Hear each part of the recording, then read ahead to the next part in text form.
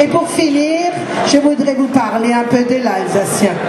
Cette langue extraordinaire, cette langue si truculente. Vous savez, une langue, c'est une culture. Depuis qu'on parle plus latin, on parle plus des Romains. Le seul Romain dont on parle encore, c'est Benoît XVI. On disait je joue. Et une langue, c'est une culture. Le français dit c'est vachement bon, c'est vachement beau. L'alsacien dit c'est soy mazigurt, c'est soy mazigé. Le français saigne comme un beau, et l'Alsace pleut wie le seuil. C'est pas le même animal. Et déjà quand on dit beau, vache, la bouche reste sèche. Mais quand on dit seuil, vous sentez l'arrivée des sucres.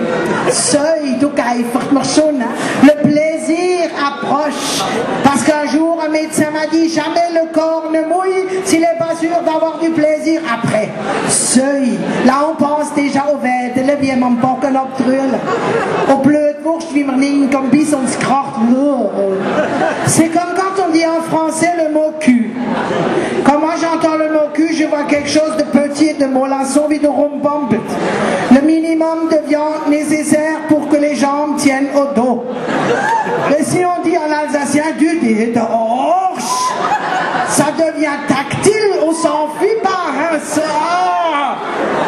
c'est comme en français quand on dit yo, ça c'est un con. Un con, c'est un maladroit qui vous renversera le vin rouge sur votre chemise blanche ou qui éternue et vous n'avez pas la main devant la bouche, on est rangefull moque. Mais quand on dit en alsacien, tu te sais, je t'ai là c'est d'autres dimensions. Hein. Ah non, celui-là, il est venu par le siège, il a loupé l'école, il est encore célibataire, personne ne le veut comme copain. Il faut au moins 45 000 cons pour faire un Horschloch. C'est la 4e dimension de la connerie. Hein. Et l'alsacien est une langue directe. Le français et l'allemand sont des langues diplomatiques. Le français tourne autour du pot au Mordorteneve et l'alsacien traite des heiße Brei et frisst Wurst. Alors que l'alsacien, un français qui s'étonne, il va vous dire oh mon Dieu, mais qu'est-ce qui nous arrive là? Mais c'est du délire, c'est de la science-fiction. Mais je suis rétamé par terre, jamais je n'eusse cru que cela pût être possible. Mais c'est éléphantesque, c'est abracadabrantesque. Jamais je n'eusse cru que cela pût être possible. Enseigner en agrégation de français, Bac plus 5, Bac plus 10 pour les redoublants.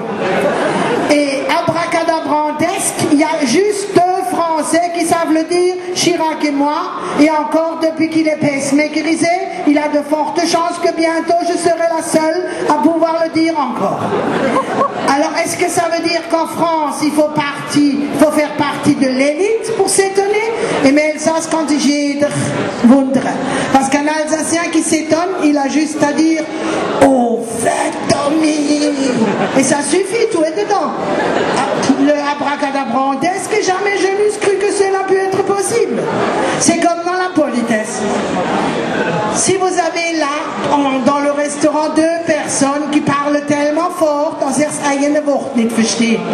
alors le français très poli ira dire excusez-moi de vous demander pardon, mais si c'était un effet de votre bonté et sans vouloir enlever quoi que ce soit à la valeur intellectuelle de votre conversation, j'aimerais savoir si je puis avoir l'outrecuidance de solliciter de votre très haute bienveillance l'autorisation de vous demander la permission d'envisager une éventuelle négociation afin que vous puissiez baisser le volume sonore de votre conversation si intéressante au demeurant et que par ricochet, ma femme et moi, nous puissions augmenter le volume de notre humble entretien et rendre enfin audible l'un pour l'autre la conversation que nous essayons vainement de mener depuis 40 minutes.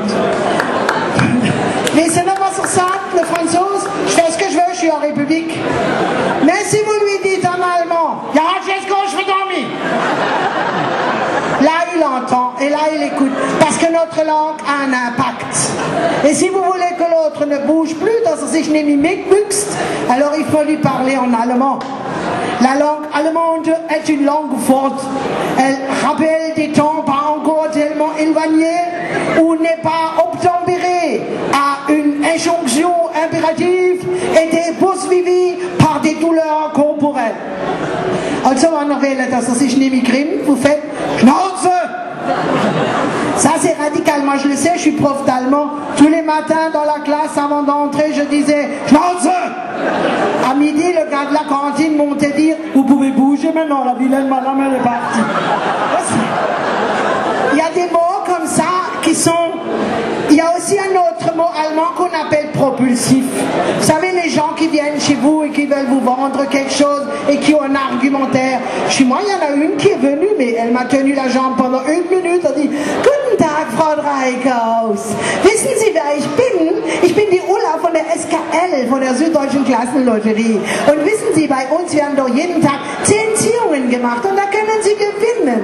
Und Sie können sich bei uns einschreiben und können dann ein Profi-Gewinnerin werden. Wie wäre das, Frau Dreikaus? Au bout d'une demi-heure, j'ai dit, raus! Raus est un mot propulsif. Il va directement de votre bouche dans les jambes de l'autre sans transiter par le cerveau. 3 secondes après, il est à 10 km parce qu'il ne se pose pas la question, je suis venu en vélo, en auto, est-ce que la voiture est jaune? Est-ce que j'ai le frein à main? X. Et alors, il y a un autre mot, très court, sec et tellement actif que vous allez peut-être utiliser ce soir dans l'intimité de votre chambre en ouvrant le lit avec maman. Vous la regarderez d'un autre œil parce que vous aurez un peu geschlichelt sur une terrasse et alors vous lui direz « Hé maman, maintenant qu'on est propre, on pourrait pas essayer ?» Alors si jamais ça devait se présenter, faites la contraception archaïque, la roulette russe de l'amour. Pour ceux qui ne savent plus comment ça marche, je vous donne la recette. Pendant l'acte S, il y a un moment M de l'instant I où Bob doit quitter le train en marche, muni de ses 2 valises, sans attendre que le train n'entre en gare. Or, Bob ne sait jamais à quelle distance est sa gare d'arrivée. Parce que certains rentrent à Haguenau sont déjà allés à arrivés à Marienthal et d'autres ont déjà dépassé Mulhouse et voient toujours pas l'arrivée. Hélas, il n'y a pas de GPS pour dire à Bob attention, dans 5 km il y a la gare, tu dois sortir dans 2 km. Mais Dieu, dans son immense bonté, a donné à Bob un petit signe distinctif. Quand la gare n'est plus loin, Bob est parcouru d'un léger tsouk.